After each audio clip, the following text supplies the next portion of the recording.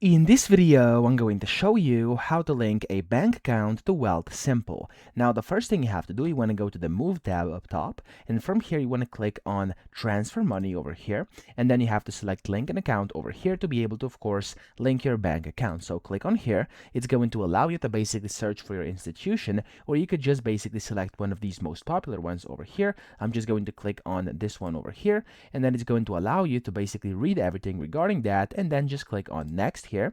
It's going to take you to yet another page where you basically will be able to link your bank account to Wealthsimple. So as you can see here, it's going to require your client card or username and then your password. You'll be able to continue and then connect it that way. That's one way to do it. However, the second one is by going to the top right over here to your profile, clicking on Settings, and then inside Settings, you want to click on Accounts, and from here, you want to click on Linked Accounts, and here, when you have basically set up your profile completely, you'll be able to add a linked account as well. Of course, link a bank account that way. So that's how to do it. I hope this video helped you out. If it did, please subscribe to the channel and help me out as well.